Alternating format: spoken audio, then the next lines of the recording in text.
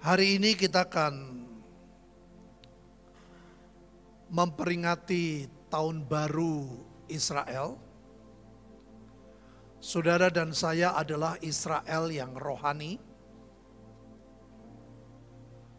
Beberapa tahun yang lalu ada yang sempat bertanya,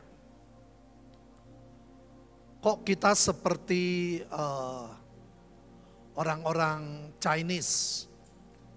Tiap pergantian tahun ada sebuah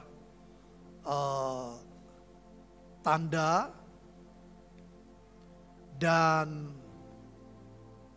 itu seperti menuntun setahun ke depan. Saudara, berapa tahun yang lalu saya sudah jawab, tahun Israel ini lebih tua dari tahun orang-orang Chinese bahkan bangsa yang lain. Sekarang ini tahun yang 5.785, hampir 6.000 tahun yang lalu, saudara. Bangsa ini sudah dituntun oleh Tuhan.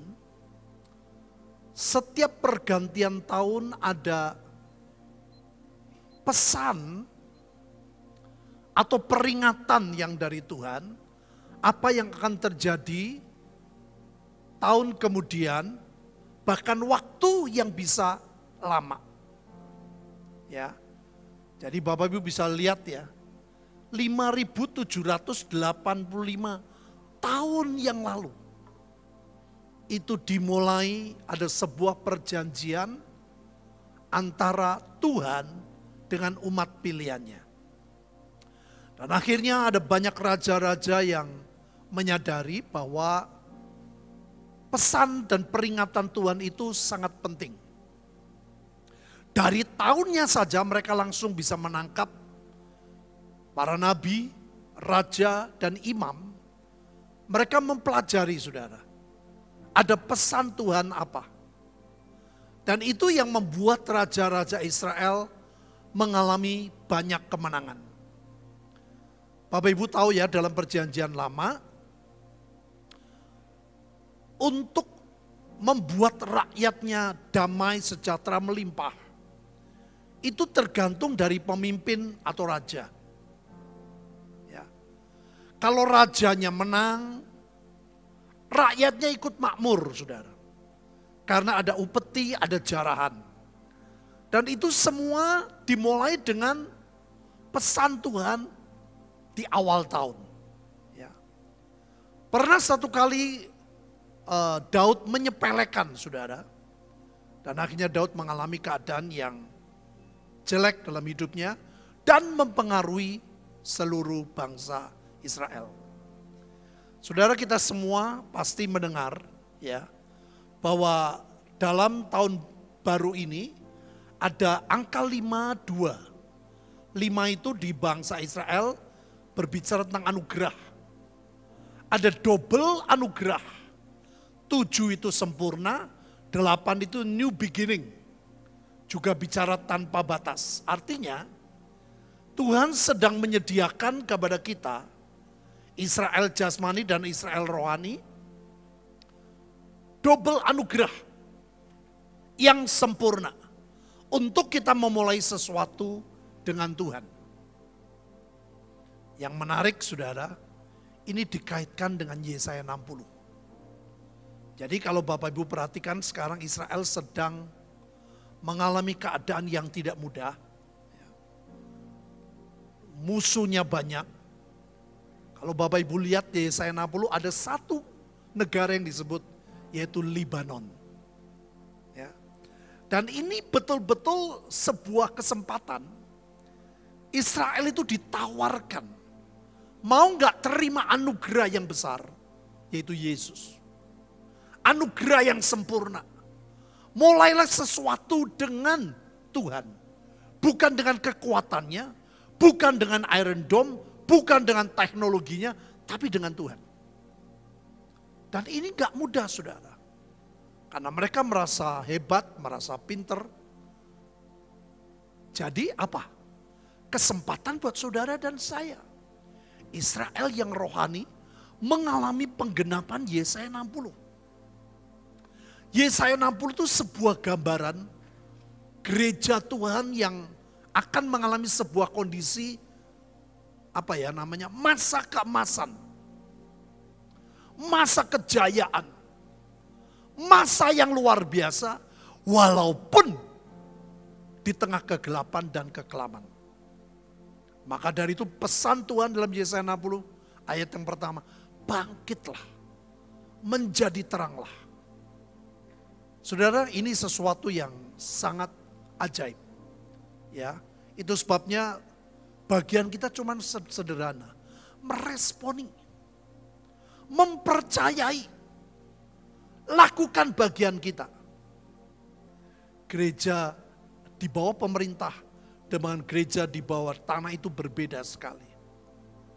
Gereja yang di bawah tanah, underground, itu gereja yang sangat meresponi. Mereka meresponi. Waktu kita pelayanan di pabrik, itu pendeta-pendeta saudara tiap hari berebut duduk sedepan mungkin. Ya, saudara belajar, itu sikap. Kita percaya bahwa Tuhan membawa kita menjadi orang-orang yang maju, orang yang di depan, bukan orang yang terbelakang. Yang percaya katakan. Jadi mereka tuh sikapnya tuh didukung dengan semuanya, saudara. Makanya Tuhan berkata apa? Cintai Tuhan dengan akal budi, dengan hati, dengan jiwa, semua. Jadi kalau tiap kebaktian tuh mereka berebut duduk paling depan, saudara. Padahal tempatnya gede banget, tapi mereka berebut paling depan. Saudara, jadilah orang-orang yang paling depan menikmati anugerah Yesaya 60. Yang percaya, katakan. Nah, saudara, pesan Tuhan untuk kita para penuai, yaitu harus pada posisinya. Apapun kesibukan saudara, apapun keadaan saudara, posisi secara rohani ini jangan sampai meleset. Kalau posisi saudara meleset, saudara akan kehilangan kesempatan. Janji itu diberikan, kita harus pada posisi seperti yang Tuhan mau. Ya, berapa hari lalu ada Ibu Susi yang memberi kesaksian. Dia ini punya talenta untuk ngurusin ODGJ. Tapi dia sibuk dengan berbagai macam, akhirnya pelayanan itu dia lupakan. Dan bersyukur dengan kebaktian di Cirebon, Sion kemarin membuat dia sadar. Pada waktu dia layani, talenta yang Tuhan beri untuk datang ke ODGJ, orangnya ternyata sudah menanti-nanti. Kenapa kamu kok gak datang? Kenapa kok gak doakan saya? Kenapa kok gak pernah besuk saya? Bayangin saudara, orang ODGJ ini merindukan kedatangan dari ibu ini. Dan dia punya talenta. Dia harus kembali pada posisi. Seberapapun kaya atau kita duitnya sudah tidak terhitung, posisi rohani jangan sampai meleset. Kalau saudara tidak pada posisinya, setan bisa ikut ambil bagian menyerang hidup kita. Ya, oke, sekarang kita mulai masuk dalam pengertian. Saya kaget saudara pada waktu tahun baru ini dikaitkan dengan Yesaya 60. Karena Yesaya 60 ini sebetulnya berlaku untuk Israel yang jasmani. Yang saya katakan tadi ada Libanon. Sebenarnya ada dua pengertian ya. Hamas dengan Palestina itu beda. Hizbullah dengan Libanon itu berbeda. Ya. Nah, ini kesempatan buat bangsa Israel jasmani mau nggak menerima sesuatu yang baru. Janji yang Tuhan berikan saudara adalah sebuah peristiwa yang ajaib. Di mana bangsa-bangsa berduyun-duyun kepada Yesus. Raja-raja kepada Yesus. Sampai Tuhan berkata, angkat mukamu. Ada banyak orang yang tertunduk saudara hari-hari ini. Tuhan berkata, angkat muka, lihat ke sekeliling. Mereka semua berhimpun kepadamu. Yang ajaib saudara, anak laki-laki, anak perempuan, semua datang. Membuat apa? membuat kita heran melihat berseri-seri. Engkau tercengang dan berbesar hati sebab kelimpahan dari seberang laut akan beralih kepadamu. Kekayaan bangsa-bangsa akan datang kepadamu. Saudara, ini jangan berpikir cuman ayat. Semua yang ditulis oleh Yesaya sedang terjadi. Sudah, sedang, akan. Yang percaya katakan, ini nabi luar biasa saudara. Nah kalau yang jasmani, Israel yang jasmani belum terima, saudara dan saya punya kesempatan. Ini paket, saudara, sebuah paket. Tuhan kirimkan anak laki-laki itu bicara orang yang kuat. Kuat segalanya, termasuk keuangan. Tapi gereja juga harus perhatikan anak perempuan yang harus digendong. Orang-orang susah, orang-orang yang sedang bergumul. Anak-anak bungsu yang sedang banyak himpitan. Tadi pagi saya cerita saudara, saya baru tahu. Kenapa mereka banyak luka. Hampir sebagian besar begitu mereka percaya Yesus, diusir keluarga saudara. Mereka terluka. Mereka berpikir seperti inikah untuk selamat harus mengalami keadaan seperti ini. Makanya kita harus menggendong saudara. Menggendong itu berbagai macam saudara, nanti saya jelasin. Bagaimana kita bisa menuntun, menolong mereka. Nah yang paling ajaib saudara, dari sekian bangsa yang Tuhan lawat, ada sesuatu yang spesial di hadapan Tuhan. Yaitu di mana kemuliaan Kedar habis. Di mana mereka datang kepada Tuhan. Ya, yang menarik, segala lu, kambing domba Kedar akan berhimpun kepadamu. Domba-domba jantan yang keras pun akan tersedia untuk ibadahmu. Semuanya kata Tuhan akan dipersembahkan di atas mezbah Tuhan. Sebagai korban yang berkenan kepada Tuhan. Dan Tuhan akan menyemarakan rumah keagungannya. So ini dinantikan Tuhan loh. Dirindukan Tuhan.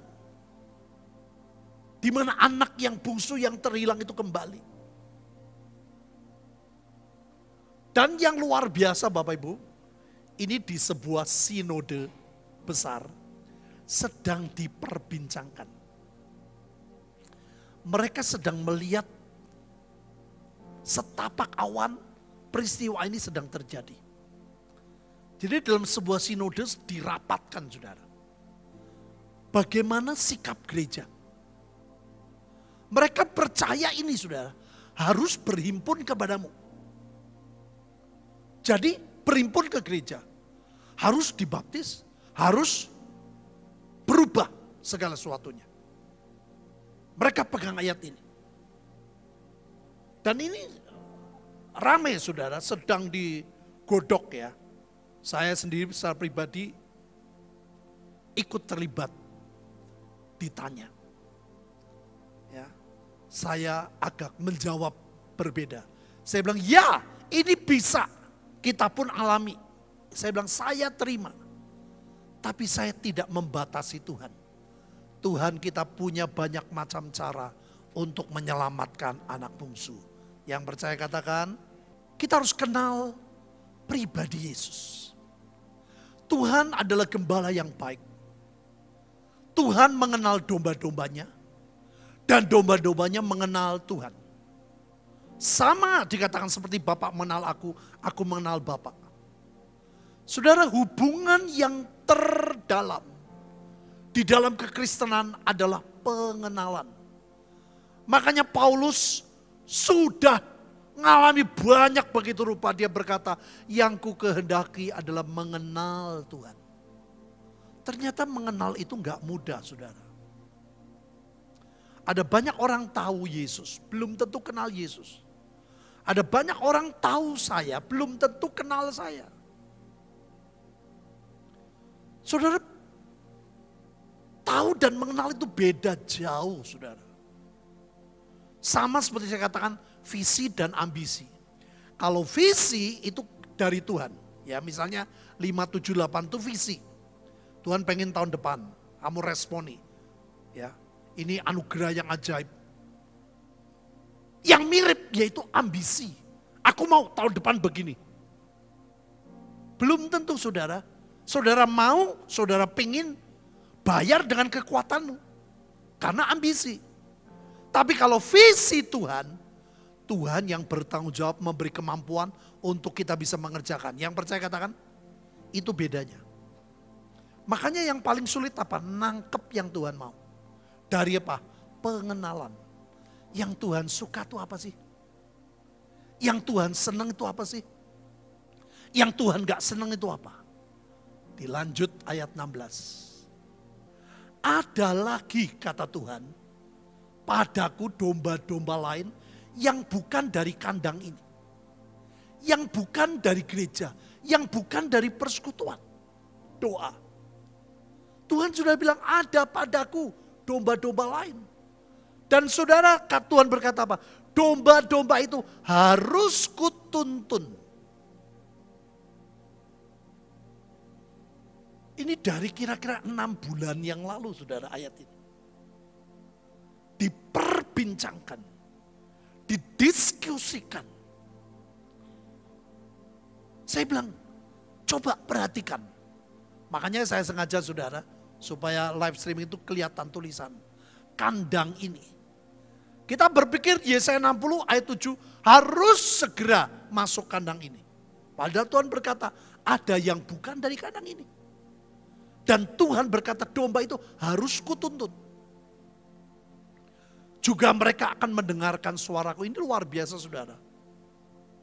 Anak-anak bungsu yang saya sudah temuin. Saya baru 8 titik saudara. Karena kekuatan kita terbatas. Saya sangat ekstra hati-hati. Mereka jangan sampai terluka. Kenapa? Untuk percaya Tuhan saja gak mudah. Dimusuhi banyak orang. Saya selalu menganggap saya ini saudara. Saya gak menganggap saya lebih hebat dari mereka. Saya ngobrol. Mereka gak tahu loh saudara harus ngampuni, bayangin. Loh Pak, harus ngampuni. Oh bapak saya kurang ajar, dia jahat. Dia usir saya, ibu saya juga. Saya ditelantarkan, saya gak dapat duit, saya tidak dapat warisan begini-begini. Saudara bayangin, masa saya harus mengampuni? Saudara lihat. Kalau gak ada yang nuntun, kasihan. Alkitab berkata orang yang gak mengampuni, gak diampuni loh. Makanya saudara, ini gak mudah. Saya lagi ngobrol, Pak, mereka harus dituntun. Kalau gak kasihan. Saya ekstra hati-hati saudara. Bagaimana tidak melukai mereka. Bagaimana saya bisa belajar menjadi kawan, sahabat mereka. Saya gak pernah ngomong, saya pendeta. Enggak saudara. Saya teman. Saya mau berbagi cerita, saya bilang. Saya punya pengalaman. Tuhan berkata kalau kamu tidak ngampuni, kamu tidak bisa lihat kemuliaanku.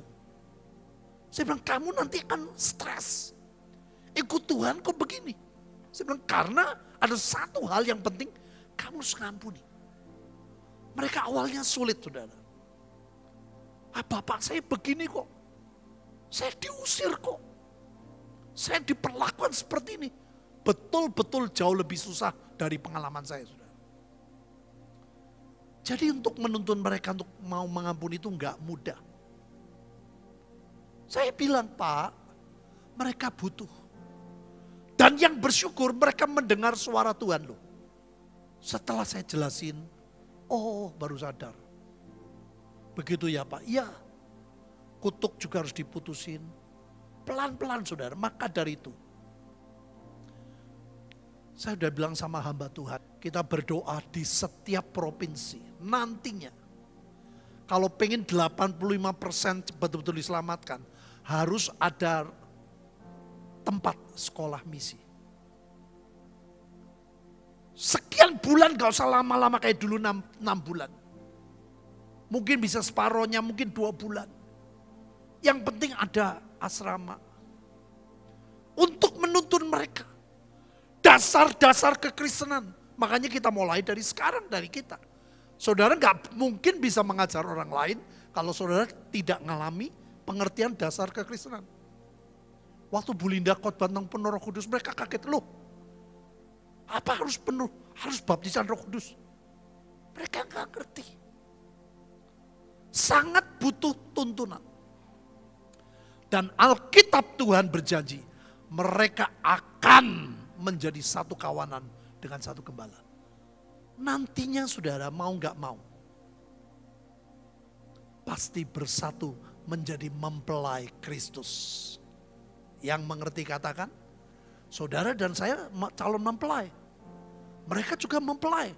Tapi sedang dibersihkan, kita juga sama. Lagi dibersihkan dari iri hati, dari kebencian, dari kemarahan, dari dosa, dari kelemahan. Kita ini lagi dibersihin saudara. Mereka juga sama. Nah kalau gak ada yang ngajari, gak ada yang nuntun, mereka gak tahu. Dengan seperti ini saudara, mereka lebih mudah bergerilya.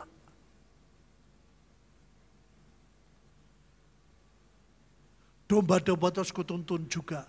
Mereka akan mendengar suaraku. Saudara bayangin, ada jaminan loh. Dan betul saudara. Apapun yang saya sampaikan, mereka terbuka. Bukan kamu yang ampuni, tapi niat untuk mengampuni. Tuhan yang memberi kemampuan. Yang percaya katakan, itu bedanya.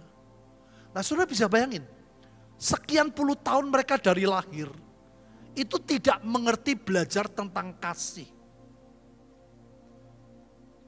Selalu diwarnai dengan kekerasan. Jadi mereka merasa itu mengabdi, berbakti. Alkitab berkata loh, merasa berbakti kepada Allah, padahal sebaliknya. Makanya ini gak mudah. Doakan saudara supaya kita punya tempat untuk melakukan apa yang Tuhan mau. Yang percaya katakan, yang mendukung katakan. Saudara ini menarik ya, Paulus memberikan sebuah pengertian yang ajaib. Kadang-kadang ada pendeta yang lebih galak. Paulus enggak saudara. Kalau seorang dipanggil dalam keadaan bersunat, janganlah ia berusaha meniadakan tanda sunat. Kalau seorang dipanggil dalam keadaan tidak bersunat, janganlah ia mau bersunat. Sebab bersunat atau tidak bersunat tidak penting. Jawab 2, 3, yang penting ialah, nah ini saudara. Jangan meributkan yang tidak perlu diributkan. Ini yang menarik saudara. Rata-rata mereka ditemui Tuhan secara pribadi. Rata-rata mereka dapat penglihatan malam-malam didatangi Yesus. Dan mereka berkata, ikutlah aku. Mereka tanya, Tuhan, apa yang harus aku lakukan? Tuhan bilang, baiklah tiap-tiap orang tinggal dalam keadaan seperti waktu dipanggil. Dengan perangainya, dengan keadaannya, dengan kebiasaannya. Mereka dari kandang lain. Yang mengerti katakan, saudara ini luar biasa. Ini sedang Tuhan buat Bapak Ibu. Ini gambaran saudara di mana anak bungsu sedang kembali. Yang paling hebat apa? Ia menyadari keadaannya. Katanya betapa banyaknya orang upahan Bapakku. Nanti kita akan belajar ya. Ada hamba Tuhan, ada hamba upahan.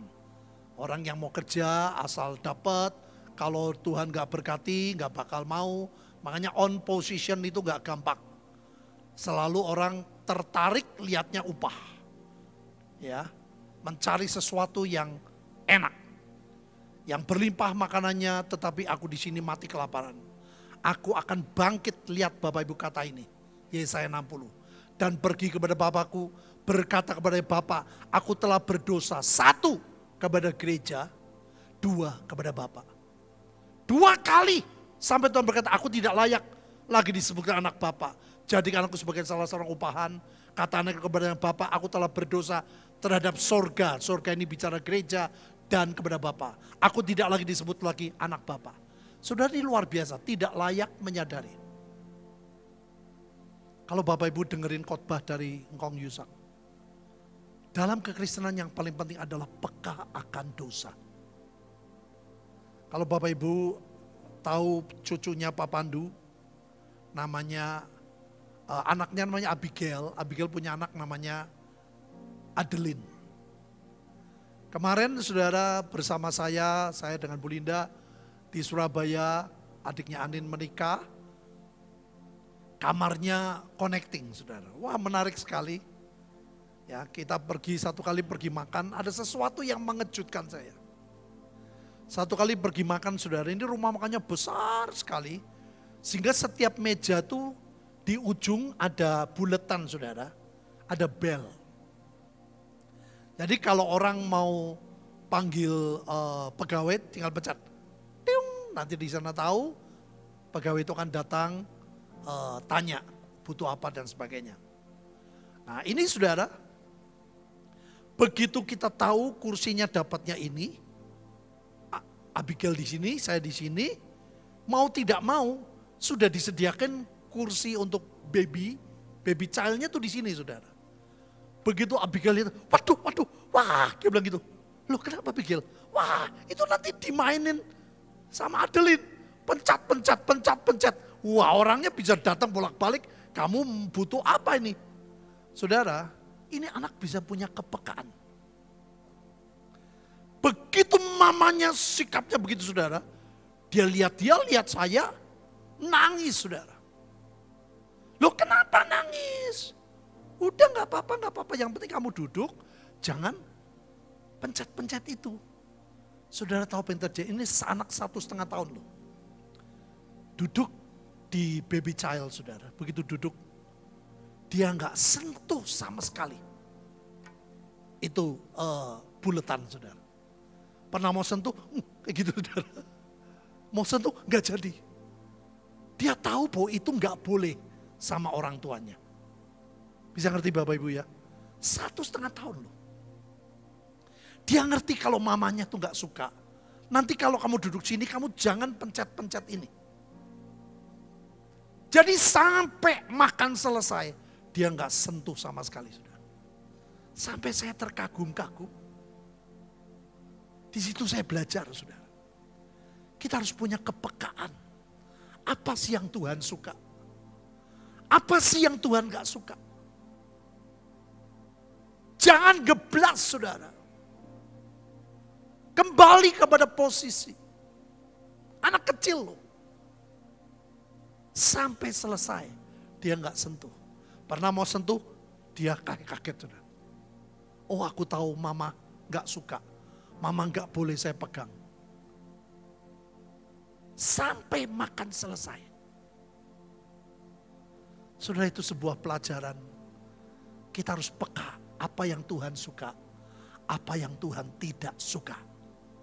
Yang percaya katakan.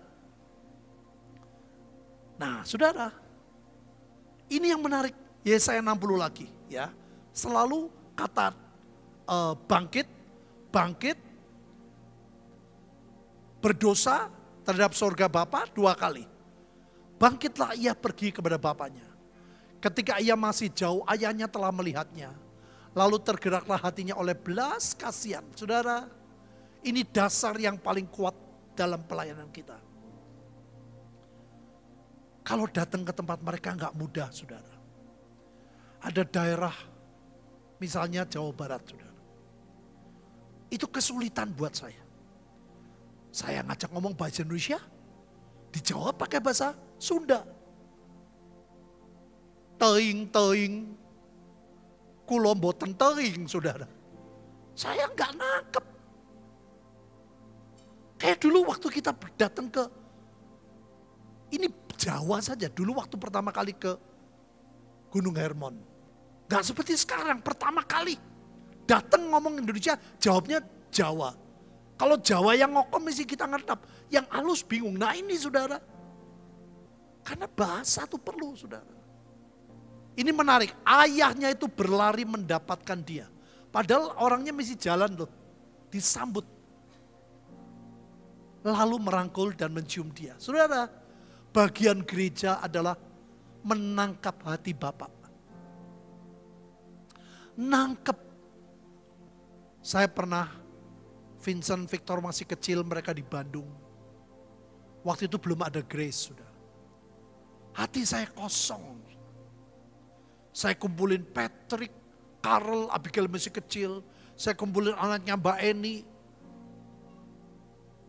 Tetap gak bisa menggantikan. Pengen ketemu mereka. Dan saudara bilang itu Bapak yang jahat. Bapak di sorga sangat merindukan anak bungsu kembali. Yang percaya katakan, kemuliaannya sedang pudar Bapak Ibu. Ayahnya berlari loh, bukan jalan loh. Saudara, kita dengar khotbah ini ya, dengar ayat ini, ayat terkenal. Pergilah, beritakanlah kerajaan surga sudah dekat. Kita harus nginjil. Sembuhkanlah orang sakit. Kita pasti punya pengalaman mendoakan orang sakit. Tapi saya mau tanya, kapan Bapak Ibu membangkitkan orang mati? Padahal pesannya, bangkitkanlah orang mati. Saya mau tanya, berapa pengalaman saudara membangkitkan orang mati? Padahal firman, bangkitkan orang mati. Tahirkan, kita ada doa pendahiran, usir setan sering.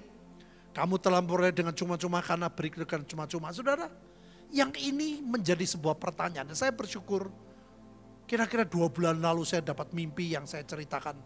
Ternyata inilah artinya, saudara. Tuhan ngomong loh dalam 15 ayat kedua.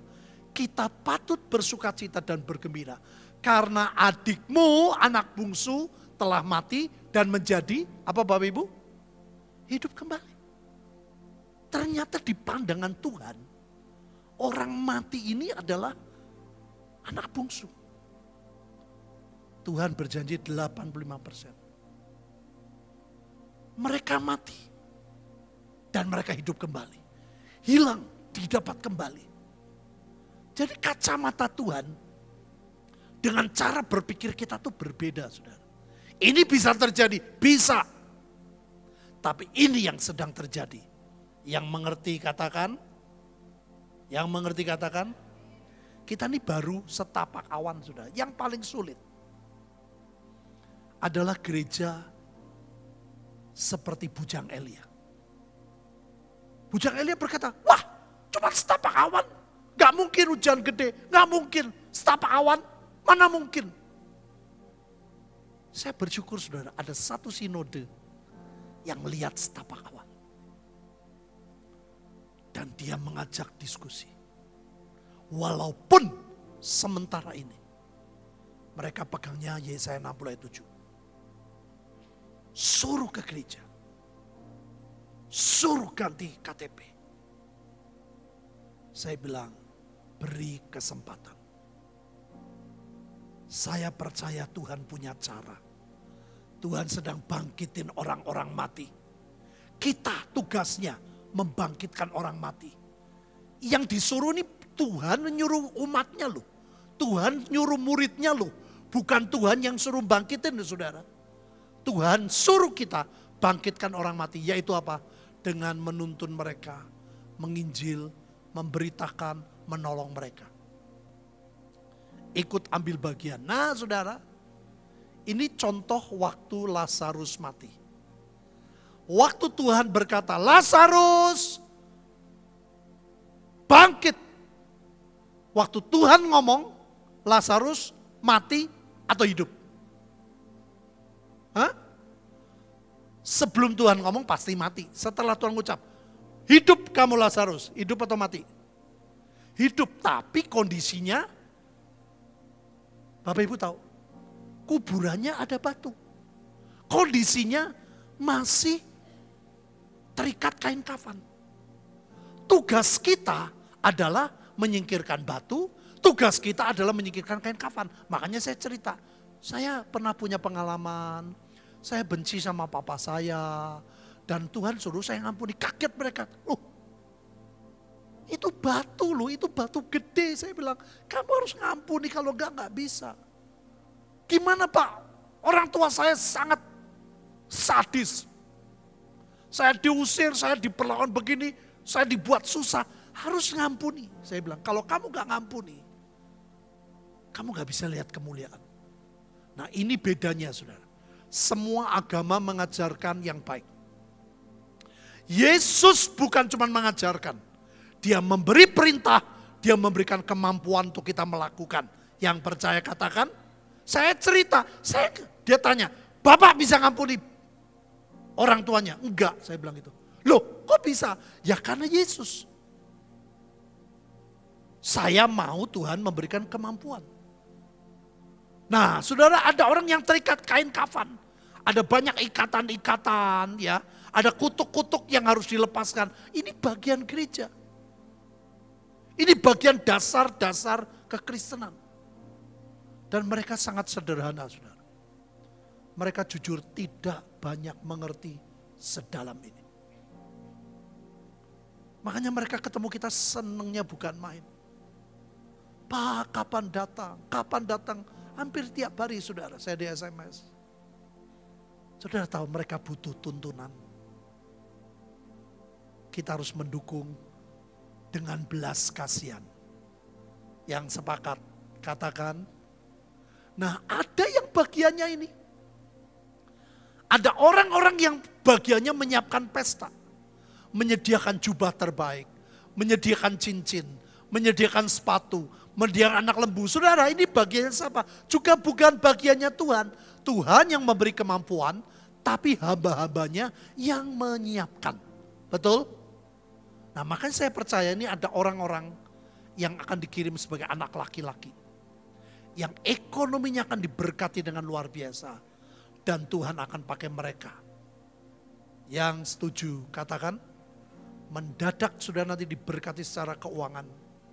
Ada hal-hal ajaib yang Tuhan siapkan. Mau tidak mau saudara. Ada yang harus menyiapkan pesta. Makanya hari ini tindakan profetik kita adalah cincin. Cincinnya gede saudara. Nah, kita makan cincin ini seperti kita menyiapkan cincin untuk mereka. 2 kali Tuhan berkata, anakku telah mati, menjadi hidup kembali. Ia telah hilang, didapat kembali. Dan Tuhan suruh gereja, mulailah mereka. Apa Bapak Ibu? Makanya kita harus sukacita. Ngomong kanan kiri, kita harus sukacita. Karena anak bungsu sedang balik.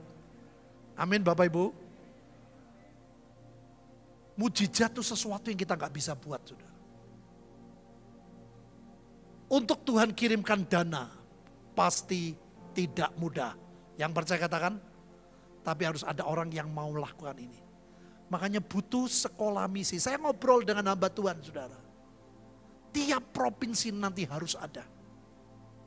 Kalau mau 85%. Kalau nggak ada sekolah misi sulit. Tapi jangan 6 bulan, 2 bulan aja. Kasih pengertian firman, dimuridkan, utus. Baca bersama saya 23 Roma 9:28.